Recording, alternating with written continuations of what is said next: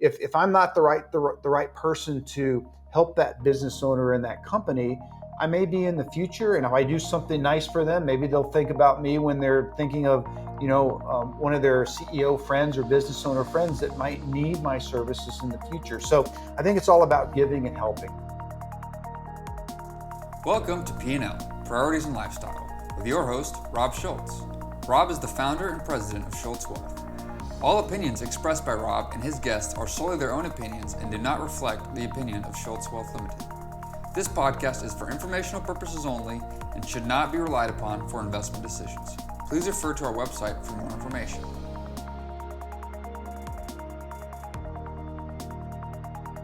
Welcome everybody to P&L, Priorities and Lifestyle. I am your host, Rob Schultz, and today I have the great, the wonderful Pete Essex. Pete, welcome. Rob, thank you. It's good to be here. Yeah, excited to have you. You are a very interesting person.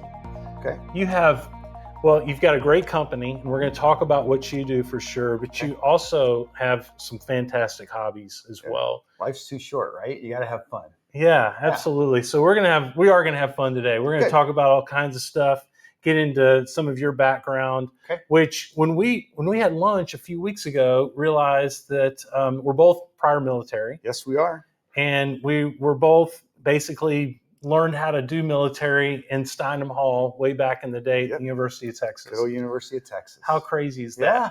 The only mistake was you went Army instead of Navy. Yeah. But I'm happy with Navy, but right at the end, it was during Top Gun. I almost switched over because the captain promised me I could fly F-14s, but ended up the uniforms were too complicated in Navy. I've done all that work with Army, so I just kind of stayed the course, and I'm glad I did. Yeah, that's great. Yeah. Well, appreciate that, and thank you for your service and your time. Thank you for your service. And now you have found some ways to fly anyway. I mean, you're a pilot.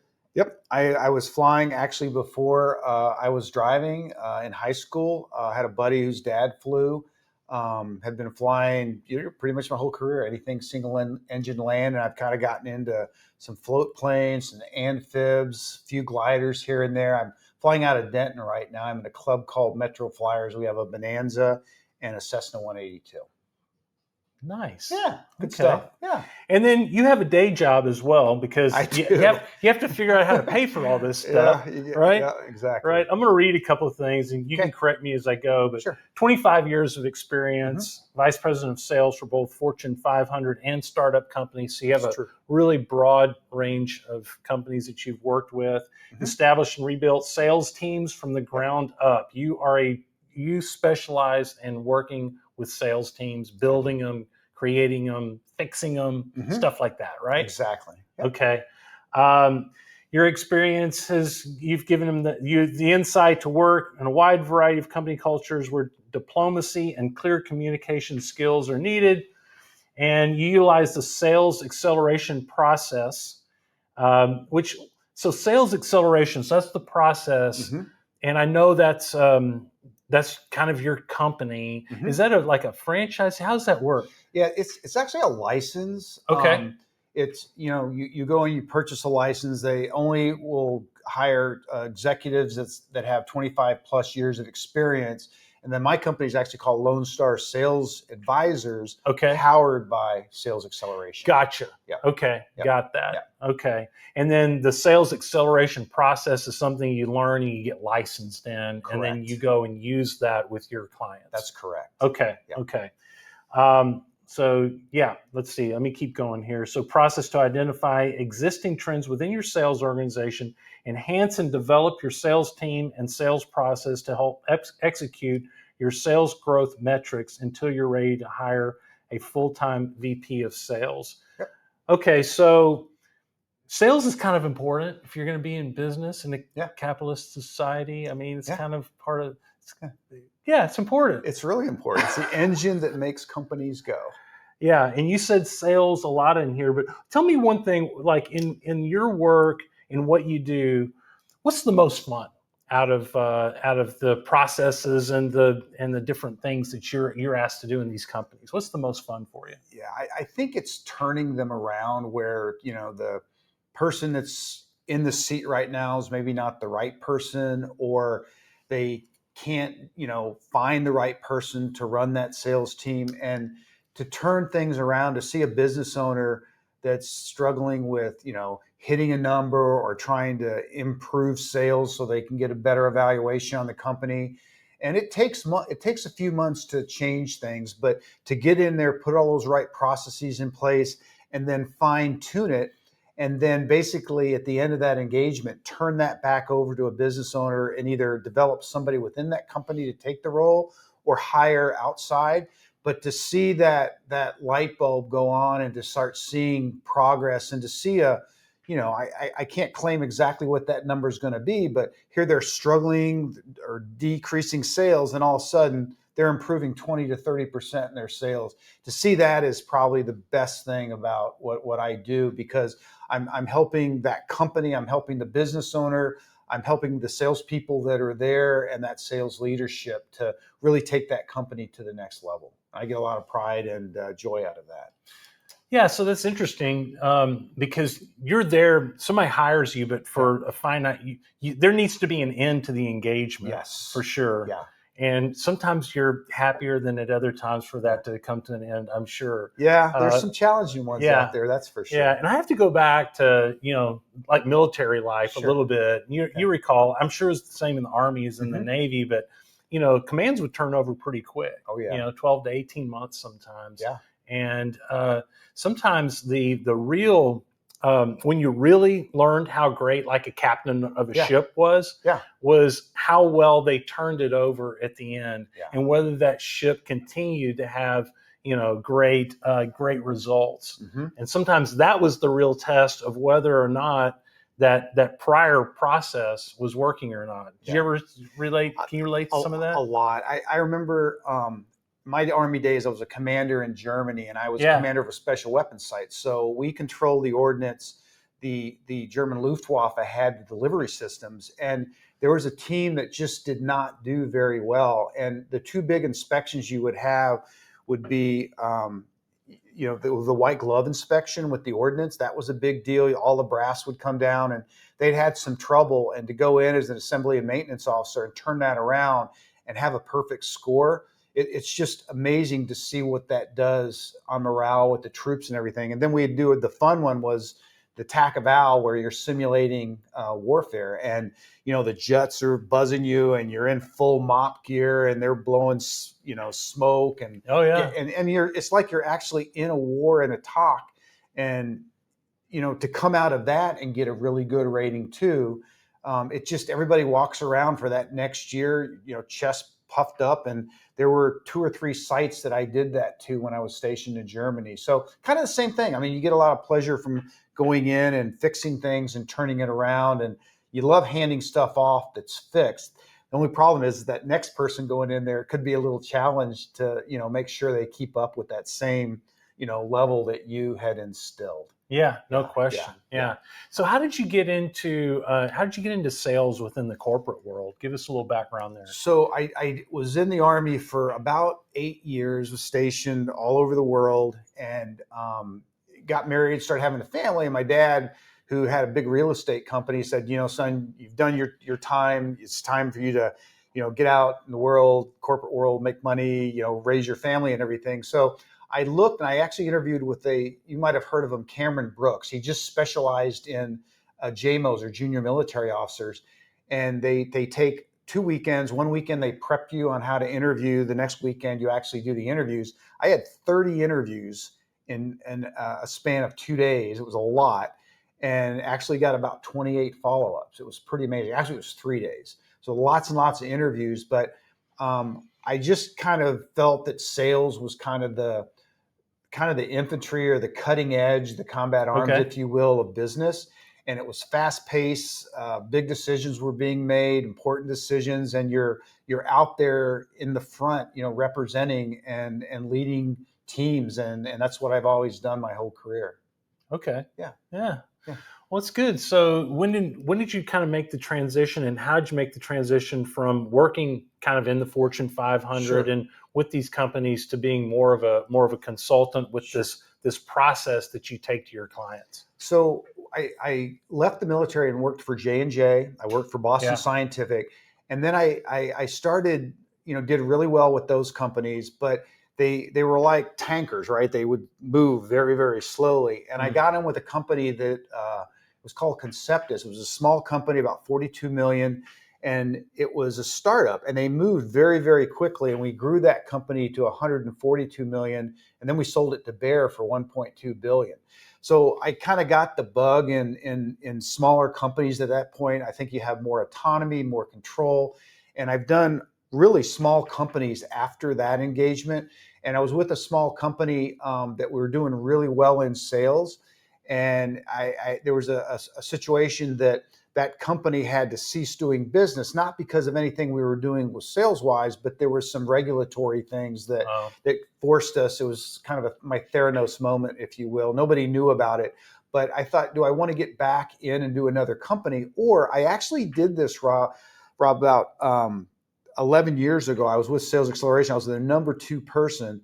I started doing it, but then I got hired back into corporate very, very quickly. Oh, I see. Okay. So you're a retread. I'm kind of a retread. Yeah, it's funny because we're up to 180 advisors across the country right now, and everybody talks about I've been there 5 years, 6 years, whatever. And I was with them since the very beginning, 11 years ago. So I got into that, and I like what the company represents. It's all about serving and helping others, and I think it does really well in business where you're not in there selling, you're there helping, and you're there, offering a service. And some of the people I've met, the small business owners, they're absolutely amazing people. I mean, I deal with somebody, some business owners that never went to college, that inherited their business, that just formed it from scratch, Harvard MBAs, and you get to see so many different verticals, and I really like that. I've spent a lot of time in medical. I've done HR. I've done some manufacturing and sales, but this one I'm dealing in telecommunications, SaaS, manufacturing. So there's all these really cool verticals that I get to deal with and learn about different things. But I think sales is sales, and there's premises that you have and best practices with sales that you can implement in all these different companies from a discipline standpoint, and best case efforts as far as best practices, and they apply to all companies. And maybe not exactly, but you can adapt them. And when you do those things over and over again, it's amazing what happens and how many things turn around. Yeah. So with smaller companies, not, let's say, not let's just say smaller companies that are closely held, right? Yep. And like you said, they grow through these really cool verticals and so forth. We talk a lot about, hey, well, it's really time, to get your financial books in order and to bring somebody in. And, we know that there are just certain ways to build a financial statement, for instance, and things like that. But, we don't talk a lot about, hey, there's some fundamentals to sales that can really move the needle. Yeah. And that's what you do. You bring in those fundamentals. It doesn't really matter what the vertical is. Right. I mean, you can come in there and move the needle pretty quickly, because we're talking about, this is like, this is top line growth. This is the best stuff there is. It really is. And I think about some of the things I do. Like one of the things I do is it's called sales infrastructure. So I go in there, I do a thorough evaluation from top to bottom on sales. I look at everything in that organization. And then depending on what's there, what's not there, I make sure that, we have the right people in the right seats. I'm a big EOS fan. So, right people, right seats. So I make sure you've got the right salespeople. They've got a good comp plan. They've got a good sales forecast. They've got a good CRM. So many of these small businesses, I mean, they might be using an Excel spreadsheet. They may not have anything. But what happens when that business starts growing or those reps turn over? You've got all that information that a new person can step into and keep things going. So you put all of these things in place. It helps recession-proof the company. It helps set them up for growth. And these are proven tactics that big companies use all the time. The J&Js of the world, the Boston Scientific, they all have this stuff. And you don't need the big programs they have. I work with a lot of productivity partners that offer a lot of these things that are just a fraction of the cost. So these things don't cost a ton of money, but you're just implementing them, making sure that they're implemented properly, they're used correctly, and they're used on a consistent basis. And all of a sudden, you're building on rock, not sand, and you can really build up a great organization. Oh, I see. So you're going to come in and like almost revamp in a lot of cases. In some cases, yes. Okay. If it's necessary, and I work alongside the business owner, but the nice thing I think about sales acceleration is a lot of consultants will come in and they'll just say, okay, do this, do this, do this. They hand them templates and all this stuff. We don't do that. We actually do the work for that business owner. So we'll help hire that sales team. We'll get that CRM. We'll implement and put it in place. We'll build all these things out where at the end of that engagement, everything is already done for that business owner. So, but then it's interesting because most of the engagements actually that takes about 4 months on average, but it'll roll into a sales management type of engagement where I'm actually managing that sales team, growing it, fine tuning it. And, a lot of times, there may not, the right people may not be there or be in the right seat. It's not apparent right away, but over time you see that, tune that all up. And after a year or so, I'll either hire my backfill or maybe there's somebody within that organization I can mentor and train and get them ready to take the reins. Okay. Yeah. So you really are coming in and basically, in many cases, building out the sales. Yep. You are the sales manager. I am walking in. Yep. And then you sit there and put all that stuff in place, and then eventually hire your replacement. Yeah. Either from within or from without. That's exactly how it works. That's cool. There's a company I'm working with now that does EOS, the entrepreneurial operating system, and I actually run their weekly sales and marketing L10 meeting. So I actually run that for the business owner, and the business owner didn't want to do it. He didn't understand sales. He doesn't like sales. He loves meeting with customers, but he doesn't understand salespeople. And I've been able to help, develop the 2 people that were there and get them to the next level where they're performing at a higher level already just after a month or 2. And then we're in the process of getting people in place and restructuring his sales team where he's got an inside and an outside team right now that kind of complement each other, that will really just kind of turbocharge his sales organization. So do you see that a lot where there's a disconnect between, say, management, ownership management, and the salespeople, that they just don't seem to understand each other sometimes? Yeah, a lot of times the business owner, it's funny, Rob. They basically are like, you walk in, they say, yes, I want you to work here. I want you to help me. I want you to do this. Well, what do you want me to do first? The sales office is at the end. I don't want to go there anymore. That's your office from now on. And I'm fractional, so I'll work in that company for about 8 hours a week over time and build all this stuff out and get everybody on the same sheet of music. And I participate in the leadership team meetings as well. So you're absolutely right. I do function as that sales manager, sales director, VP of sales, whatever that title might be. Yeah. Okay. And I love developing salespeople. They're wired differently, and you need to harness that energy. Like, they're all different kind of salespeople, but the really good ones, they listen well. They formulate in their head what needs to happen next.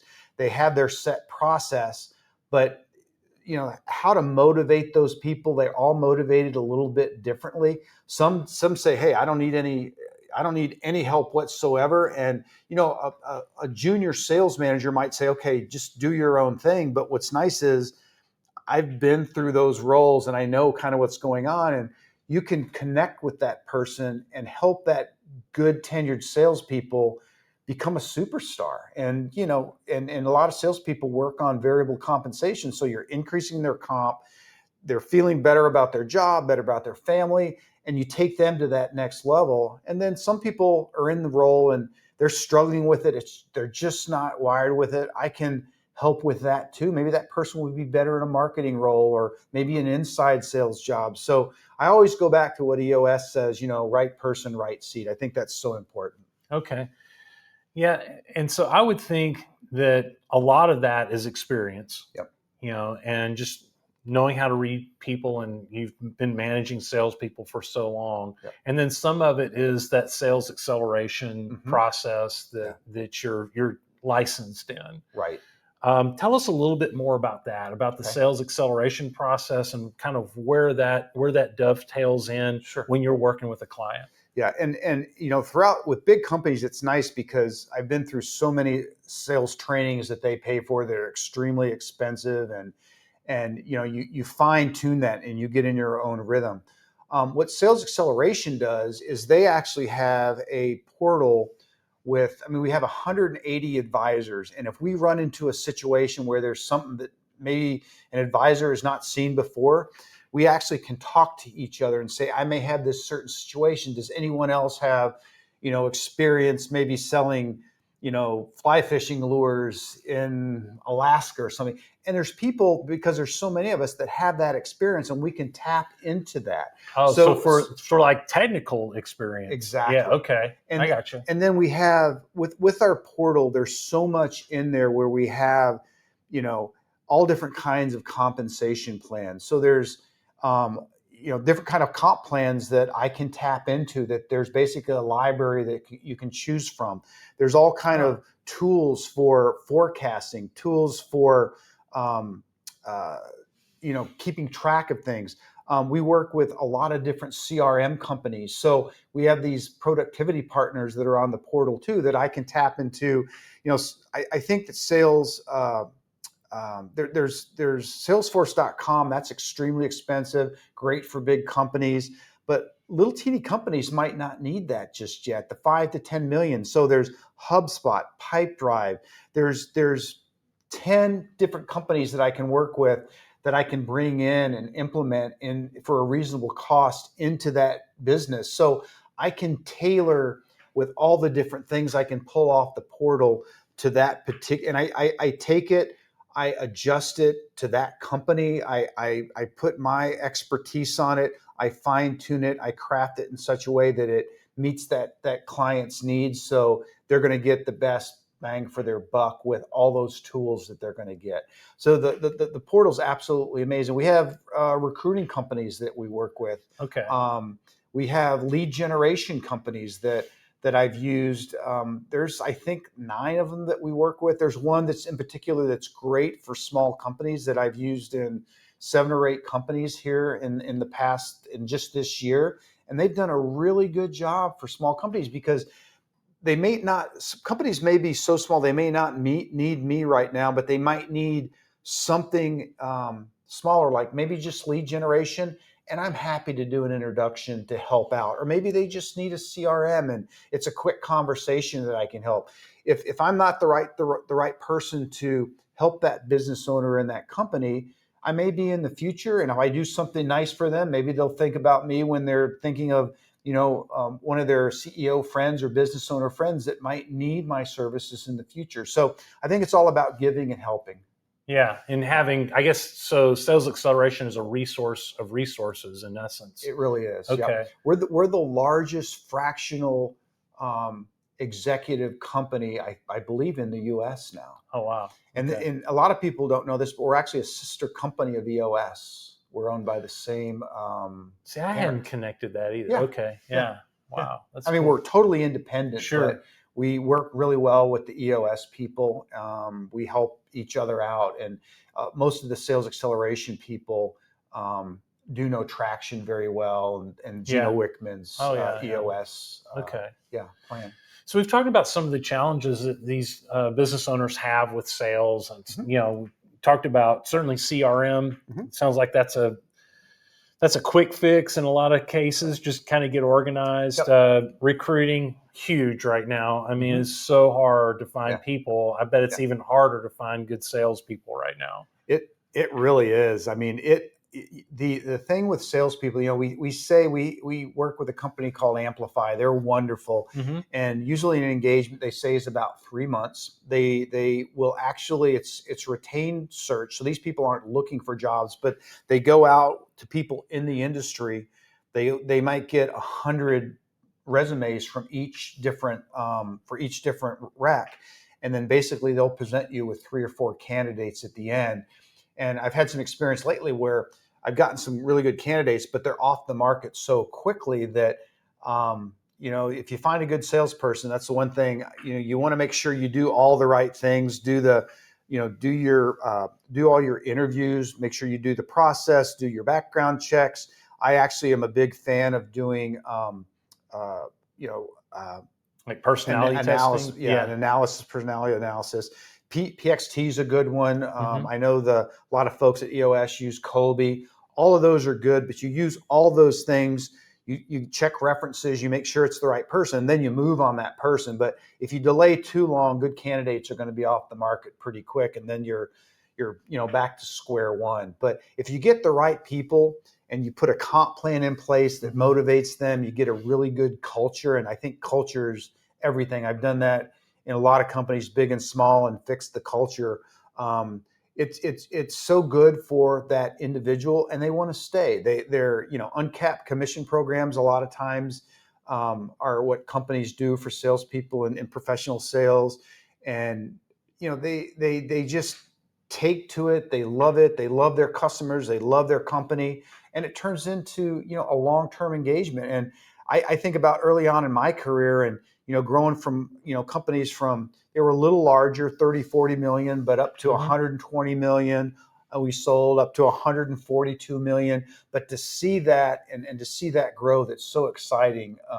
Over time, and it kind of gets my blood pumping, helping out and seeing that process. And from a compensation standpoint, you alluded to, now obviously trying to find the right person, and then we were talking about comp structure a little bit. That's a big part of what you do, is you recommend those comp structures.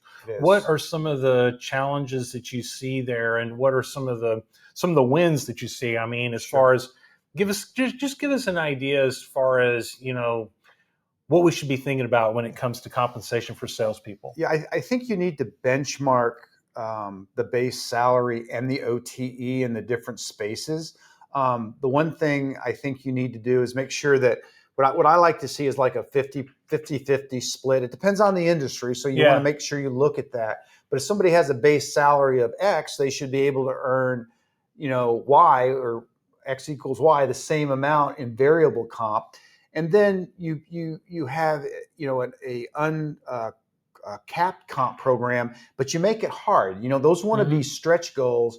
And if that sales rep is really blowing it out and really making a lot of money, they're making a ton of money for the company as well. So that's what you have to recognize, don't you? And you want to manage it. You want to make sure it's not wishy-washy. It needs to be defined. Hopefully a sales comp plan is every year. Sometimes it's a quarter. Sometimes you have to adjust. But I like to do spiffs throughout the year. So if there's a particular product that you like to sell, you can do contests or spiffs along the way. And then you want to measure it, and you want to give milestones along the way. So if they're paid quarterly, you want to do that annual review. I like to meet with salespeople at least weekly, and then have weekly team meetings. But in those meetings, you have their sales plan in place. They know what their quotas are, and they know what customers they've got lined up, how many sales calls, what their closing ratio is. And you can predict out and you can forecast what that rep is going to make at the end of the quarter. If a rep comes to me, a lot of times I'll ask the high achievers, like, well, what do you want to make this year? And we'll sit down and we'll engineer it from back into it and say, okay, you need to do this month, this next month, this next month. And at the end of the year, they put everything in place. They put their sales plan in place. They manage to that plan. There's milestones along the way. They tweak it if they're not getting success. They might need to dial it up. They might need to change their pitch a little bit. You do all those things along the way. And then at the end of it, it's just like, oh my God, I've made more money this year than I've made in my entire career. Thank you so much. And that's another thing that I get really pumped up about. And then the owner's just sitting there with their arms folded, just grinning from ear to ear because they're successful as well. Yeah. It's like, why didn't I do this before? But sometimes it's, the smaller companies, and they have like their brother-in-law, and I love brother-in-laws. I've got a few, and they may or may not be the right person, but you got to back all of that out and really, unemotionally look at that person and say, hey, are they the right person to do this job? Do they have the tools they need, the drive that they have. Are they happy with sales? Because it's hard. You're out on your own, and a lot of salespeople, they don't come into the office. It's all remote, which is fine. But that poses another challenge too. And there's a whole bunch of different things that need to happen there, and that's the outside salespeople. The inside salespeople, there's a whole different culture and comp plan and everything else that you do. But when you kind of can marry those two together and get it right, that's where the real magic can happen. So this came up with a friend of mine recently. They had a great year, and this is happening with a lot of companies right now, by the way. Had a great year last year, and then it almost seems like there's a dichotomy going on right now, that there are some companies that are still having record growth, and others that are really challenged right now. And in a sales environment, a lot of times, you find yourself in that challenging environment. Those are some things that are kind of out of your control. You set all your goals at the beginning of the year based upon a banner year last year. Things happen within the economy, within your industry, whatever it may be. Now you've got all these sales folks that are going, great. I can't make this goal now. There's no way, and there's nothing I can do about it. What do you do in that situation? I think you have to have a come to Jesus meeting with the owner, and is that space still growing? Maybe the territory is too large. Maybe you even in those cases need to add sales reps because it's a more concentrated approach that you need to take. I think there's a lot of things that you can do to recession proof it, but you've got to think about those things. You've got to diagnose what's going on and then put those structures in place. Maybe it's updating their product line. Maybe it's a marketing campaign. Maybe it's readjusting the territories. Could be readjusting their quotas. And with salespeople, and this is from doing this for 25 years, the best salespeople like just kill it. Everybody's going to have an off month, an off quarter, sometimes an off year. And then you kind of become a cheerleader where you've got to get that person. If you've got a good salespeople, their goals, you've got to hang on to them. And you've got to just, get them to put their head down. They know they're doing the right activities. And with the right activities on a daily basis, they'll come out of it. But we're all humans and emotions kind of weigh into it. But you've got to kind of be that leader, be that cheerleader, get that person through that tough time because they have the basics to do that job and they've done it in the past. And I always say past performance predicts future performance. So if they can do those things again, they'll be successful. But sometimes it just takes a little bit of nudging, a little bit of leadership, maybe putting your arm around them. It depends on that individual, what's going to motivate them. And that's why with salespeople, you really kind of need to get under the hood and really get to know what makes them tick. I had a great boss once. He said, it's really important to know what makes a person tick, but also what gets them ticked off. So it's really getting to know them. And those people, it's like in the military. You earn their respect and they'll follow you to the ends of the earth to make it happen. They don't want to disappoint you, but there's a lot more on the line than just that. It's their their family, it's their job, it's all these things. And you just work alongside them and it depends on where they are in their career. A long time ago, it was, you need to manage all people the same. I don't subscribe to that tenet. Sure. I think everybody needs to be managed a little bit different. You're fair with everybody, but everybody responds a little bit differently to leadership. And I think that's kind of the one thing that I've learned. There's some basic tenets that you have to have. You have to be, honest, on time, hardworking, sure, roll your sleeves up, all those types of things. But sometimes, there might be somebody, you have a beer after work with. Somebody might want to pray. You might want to, that's big in their life, and you do that with them. And you kind of really connect with people and really kind of take them to that next level. So another thing that kind of gets me fired up about, managing that I love. And that's why I do what I do.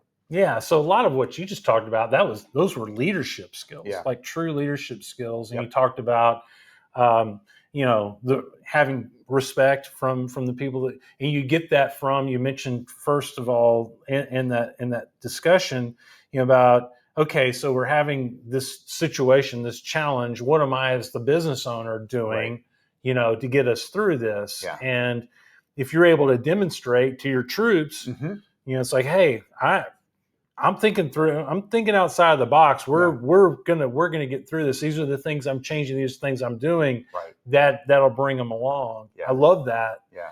And then we've had it here. Because a lot of our compensation is based upon what the market does. Yeah. Which we don't have a lot of control over. We have zero control over that. Right. And what we try to do is just get back down to the basics. Yeah. And not necessarily measure quarter by quarter based on exactly what that balance is that we bill off of. Okay. But how many calls we had, Yeah. how many clients did we meet with, what was our activity? Yeah. And then say, well, we're still doing all that. Right.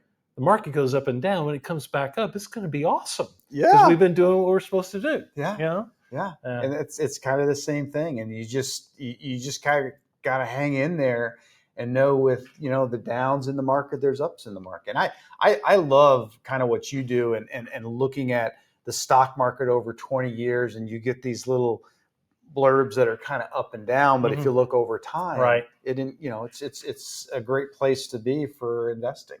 Yeah. And it's about kind of stepping away a little bit, which is a skill that entrepreneurs need to have, right? Is to be able to kind of step back, look at the big picture, right, and then somehow communicate to everybody that's going to be okay. Yeah, and that's what I was going to say. The other big one is communication, and that's so key.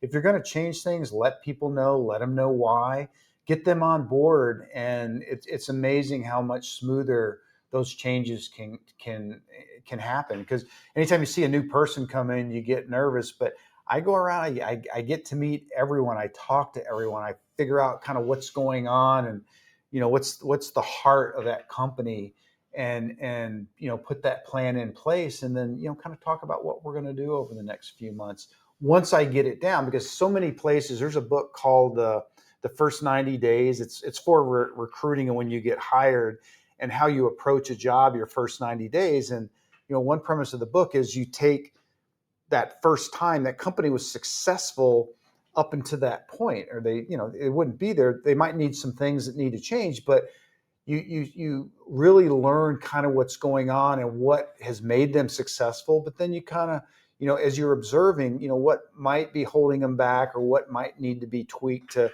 get on a faster pace to where they need to be. So it's a science and an art. Yeah. So the things that motivate salespeople, that's something I'm interested in. Okay. Because, we're in sales. Sure. You are, we are, and Actually, everything. Everybody's in sales. And it's so much fun. It is. And I just, I'm fascinated by what motivates different people. Yeah. Tell me kind of some of the things that you've experienced with regard to motivation. Yeah. Salespeople, I should say money motivates them. I think that's important. They're not being selfish. I mean, it's a hard job, sales is, but I think money should be at least in their top 5. But I think they've done studies, and recognition is probably one of the top things that does motivate salespeople. And in EOS, we call people out. We do headlines for people that make big sales. We had a rep that just sold a communication system for $500,000. We made a headline of it and recognized him with the company. And in this environment, that just happened. I think that communication and keeping in touch with people. There's a couple people at another company that are having some issues, but they weren't getting those consistent touches. But it's just those little things. Hey, how you doing? What can I do to help you? So knowing that you have that support, I think, is really, really helpful. And then, greater causes too. There's companies that help people. And, there's one company I work with that does communications, that helps with communication with schools. I mean, their whole reason to be is to help, the schools and those students and teachers to be safe. And in this environment, that's a huge motivation for people. And I've got one of the reps that he leads with that. That's that, and he believes it, and that's his primary objective. And I think, giving to the greater good and being a good social responsible company, it just depends on that individual, and everybody's going to be a little bit different. But as I think a sales leader, you take the time to ask and find out what it is. You can guess it and you can manage that person any way you want, but you're 6 months into it, a year into it. Early on in my career, it's like, well, what really motivates you? And it was totally different. That person just kind of played along with it. And a lot of times it's just a conversation where everybody gets so busy, but you take the time, especially with one-on-ones. I love one-on-ones with salespeople because I usually say the one-on-ones is their time. I want to know how they're doing, how they're feeling, how you feeling about the company, how you feeling about how you're working towards quota. What can I do to help you? And I use the team meetings to kind of broadcast, different programs with, within the company, new product launches, new people coming on board, introducing new people, recognizing, one of the things I've always done is where you praise in public and you critique or criticize in private. And I think those are some things that help along too with leadership and motivating people. And then every once in a while you lose somebody that they drift, and they start drifting, and sometimes there's not a lot you can do about it. Sometimes it's just, it's stuff out of our control. It's personal stuff, whatever it may be. I bet it's it's important to be able to recognize that early. Mm-hmm. And then what are some of the things that you can do to try to bring somebody back into the fold? Yeah, I've got two really good examples. A couple of things that I like to do is I think, as they're falling short of whatever it is they're supposed to be doing, whether it's their attitude, hitting a quota, interactions with colleagues, I think the individual coaching is really important. That's a great way to start. You can do a follow-up letter and start documenting some things. It can get to a point where that person is just being belligerent or not, they don't understand the gravity of the situation. You might have to put them on a performance improvement plan. I've had to do that in my career. And, sometimes that really turns a person around. Just because they're on a PIP doesn't mean it's the end of their career or you're about to fire them. But that's pretty serious when a person goes on a PIP because you're documenting it. Oh, yeah. They're having to sign it. There's a certain specific date. There's certain things that they have to accomplish. But that really puts a person on a warning. And, sometimes they turn around and sometimes they don't. Sometimes the employee will leave and sometimes they're just not in the right position and you have to terminate them. And, I that's one of the hardest things to do. I've had to do it a lot in my career. I take it very, very seriously because I know that person, what they've given, and something may have changed in their life, like you said, what that circumstance is. But sometimes you just help them and it's just not cut out for them anymore. And they're not happy. The company's not happy.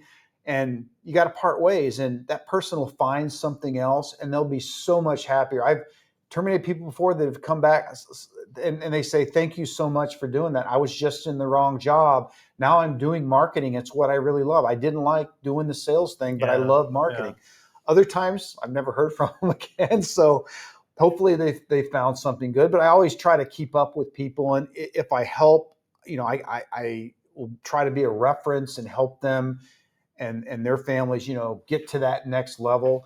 And then, you really celebrate when somebody comes off a PIP and it's just like a light bulb goes off. They were doing things, too long with maybe the wrong management, or they get complacent in their job. And you got to get up. Life's short. You got to get up and you got to get excited about every single day and embrace life. And if you're selling something that's going to help people, get excited about it. Because as a salesperson, people can read that. And if you can convey that excitement, like if I'm selling these headsets, I mean, I'm a pilot, but if this were a Bose Lightspeed, I would say this is absolutely the best headset on the planet. And this is why.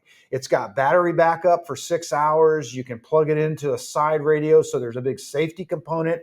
You're not going to miss a call from ATC and fly through Class B and use your ticket. So you got to get excited about what you sell and excited about life. and it's amazing how many good things will happen once you get going down that path.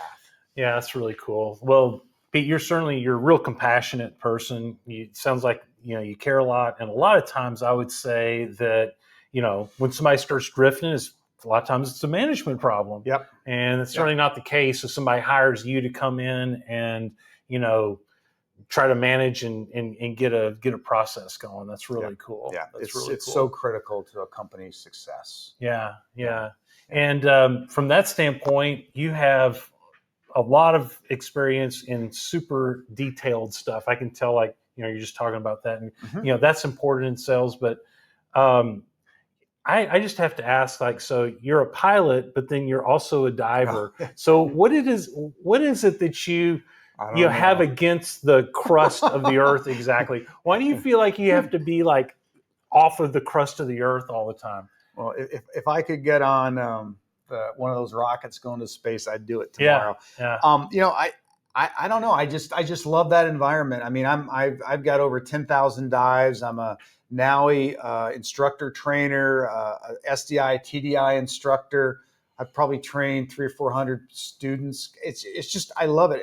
Underwater, it's like you're going to a different planet. And, in our lifetime, I don't know if we'll be able to do that. Probably not. But you get down underwater, I'm actually more comfortable underwater than I am on the surface. And you see so many different things. And, you see, massive fish. You hear the whales sing in Hawaii. It's like you've got a headset on. It's absolutely amazing. But, to see, we spearfish, we see, sharks in the water. We see seals, we see, big pelagics, manta rays, spotted eagle rays by the thousands swim by.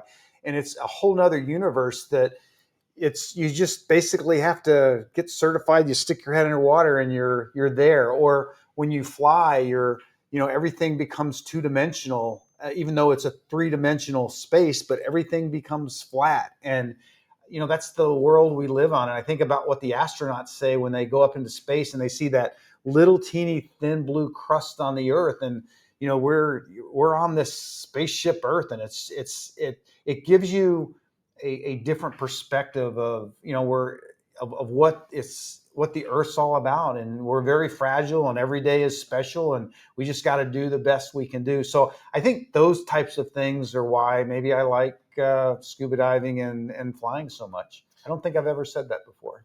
Okay. Yeah. It's just, I just think it's interesting the way you're just so in love with both of those things. And a lot of pilots are scuba divers. Yeah. And it has something to do with you like equipment and you like, you like technology and some things like that as well, I would suspect. Yeah.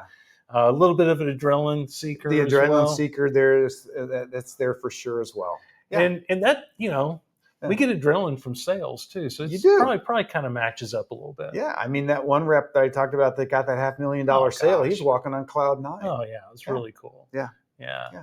Well, this has been good. I really appreciate you coming in, Pete, and talking to us about all this.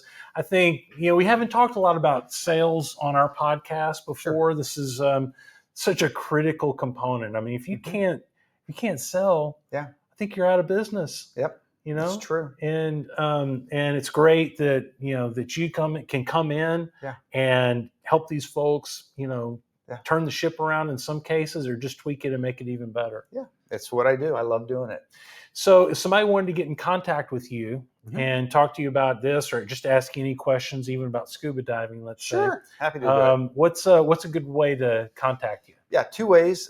Cell number is 817-907-7365. Okay. And feel free to call me on my cell. The other thing is it's Essex, PESSEX, at salesacceleration.com. And sales acceleration is spelled weird. It's SALESXCELERATION. Okay. You can always go to LinkedIn and just look up Pete Essex, PETESSEX, and I'm on LinkedIn as well. Okay, great. And then we'll put that in the show notes as well. Okay, excellent. So that people can get in contact with you. Again, it's great having you on the show. Yeah. For those of y'all who are watching, we try to put one of these out every other week. We'd love your feedback to see if this is the kind of stuff that you want to hear about as a business owner. So we can start continuing to bring you great content. Appreciate all y'all listening in today. Have a great week. Take care. Thanks. See ya.